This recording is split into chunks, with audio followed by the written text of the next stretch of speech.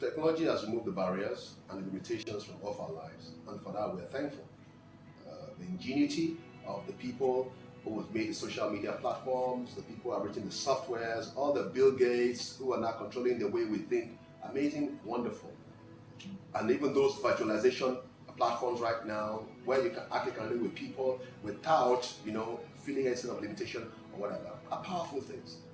But again, human beings are not robotics. Human beings are not robots. Human beings are human beings. And human beings are meant to relate personally, because when God made humans, He made them as personal beings, not plastic, not machines. So human beings are not machines. Human beings are flesh and blood. Human beings want intimacy. Human beings want to be personal. And nothing should take that away from humans. When that is removed, they no longer are humans. We become robots.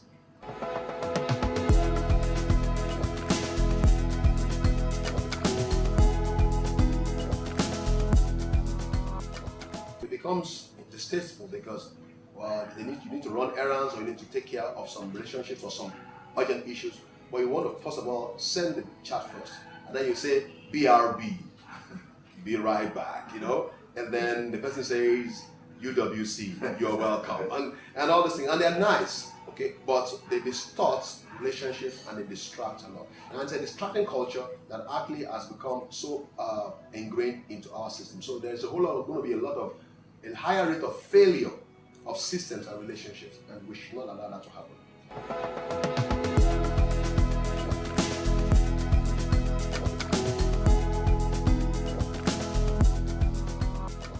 Well, technology is not just a tool. Technology is a requirement. It's a requirement for a great life. And again, I'm talking to you right now. Technology has made that possible. So we can cross borders, like I said before, and the limits are broken. So it's more than just being a device. They're just set of devices. They are tools that we use. They are requirements that we need to actually make our life inch forward a little bit and make us better people.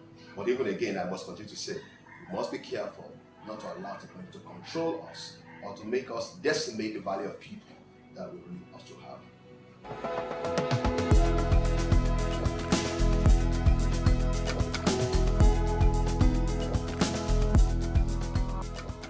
It's more than just a choice. It is a requirement. It's something that we all need to move our life forward and to get things done, and to get by in a very dynamic, pragmatic 21st century in which you and I live.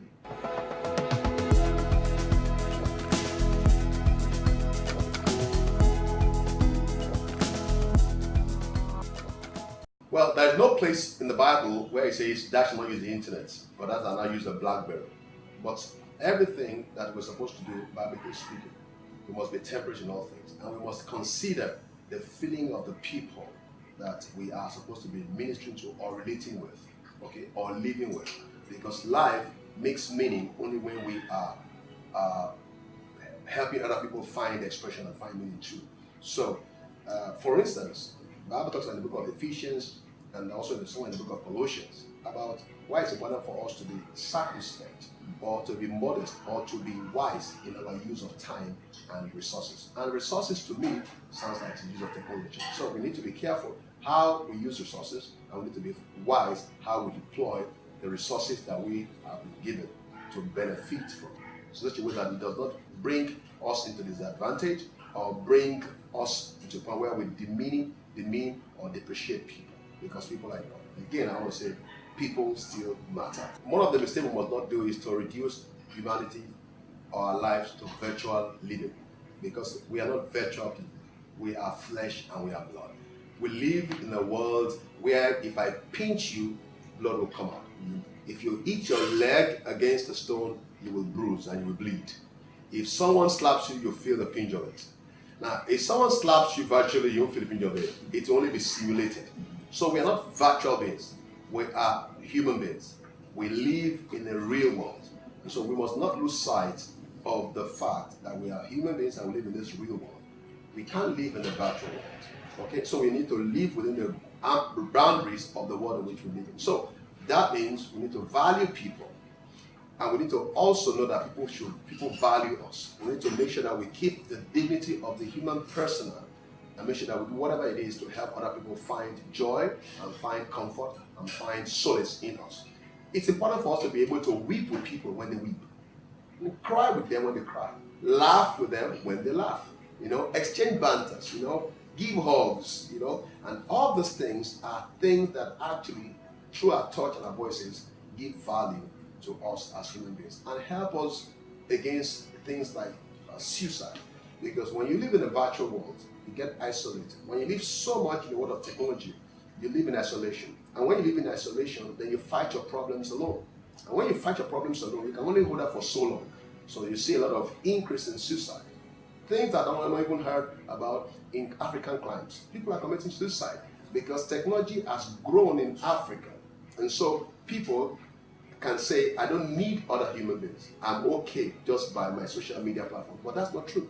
We will always need people. Again, people will always matter. All right, my final takeaway to you today is very simple. People still matter. By that I mean, the fullness of joy comes with other personality interacting closely with other personalities in terms of voice, touch, appearance, and the time they spend with one another. And sometimes it's just good for us to sit down and cry with people, or laugh with them, or hold them in our warm embrace and make them feel wanted and needed. These are very good things we should be doing, and we must not stop doing. So my final word to you is, you need to be able to answer some of these top-of-mind questions. Number one, does technology control you or does it empower you? Number two, does technology meet your need or it simply generates more wants in you? From iPhone 5 to iPhone 6 and iPhone 6 Plus. Does it generate more wants in you? Because again, you don't need too many technologies. You only need one and you need to use it very well. Three, does technology help you value human life or does it make you demean the life of other humans? And then I think I also might want to ask you, do you value people as God's image bearers through the use of the technology? And then finally, I just ask, does technology probably help you use resources for your personal advantage or corporate success? You should think about this very top big questions. I'll see you again. Again, my name is Dr. Johnson, and I'm your host of Present Truth. You'll do that. Bye.